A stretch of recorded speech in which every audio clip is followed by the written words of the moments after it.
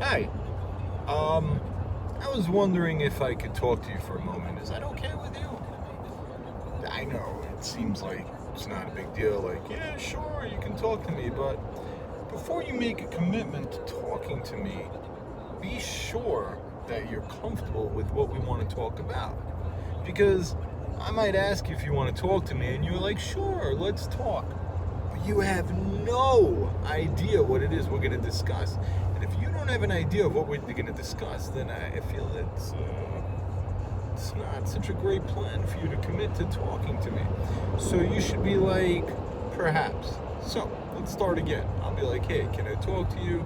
And you'll be like, perhaps. Now, you know, you think about it, and sometimes people talk to you about stuff that you don't know anything about. I mean, for example, me, right? I could be like, hey, let's talk about shoes. And you'd be like, ooh, shoes. I didn't realize that he was going to want to talk about shoes.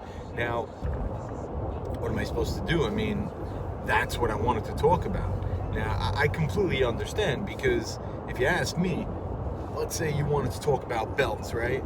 Belts, right? So I'm like, yeah, don't talk to me about belts. I don't understand them, because, you know, for me personally, I know a little bit about belts. I know that there's two types. One of them, you know, became pretty obsolete in the last, 100 years, the suspenders. Other than that, there's a regular belt.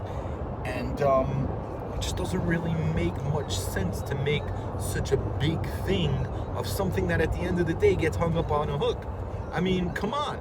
People have like Armani belts and Giorgio belts and Giorgio Armani belts. For me personally, I see the belt as a favor, right? All the belt is a consideration that it is a pain in the butt at the end of the day to undo a knot. Because the reality is that what we could really do is just put a string through the holes, make a knot, it'll stay all day. But somebody came along and said, hey, let's make loops with a hook and like a contraption that when it pulls, it stays tighter.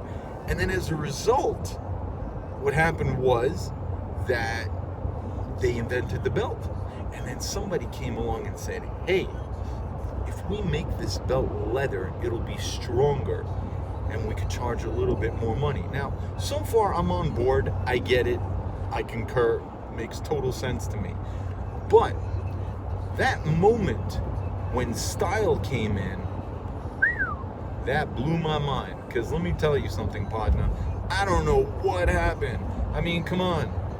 Somebody decided that this style is style or that style is style. I mean, come on. I'm like, I still feel the same style as style that I felt was style when it was style the last time it was style. And there's been like 14 styles in between. So, I don't know. I'm not even sure what I'm saying, but I feel like there's some really good logic behind it. But I'll tell you this much. If I call you up and I say, can we talk? You might want to say to yourself, it depends. What is it you'd like to talk about? If I ask you to talk about belts, then you just tell me, based on if you know about belts or not, that you'll be comfortable to talk to me. Also, you got to know what I expect to talk about, because you might want to talk about the styles of belts, and I want to talk about the stitches of the fabric, or I don't even know. I'm just trying to think of something. So it's just, I find this interesting because usually when you call customer service and you're like, "Hi, could we please speak?" and they're like, "Sure." They're saying sure, assuming that it's going to be about a topic that they are prepared for, and a topic that pertains to the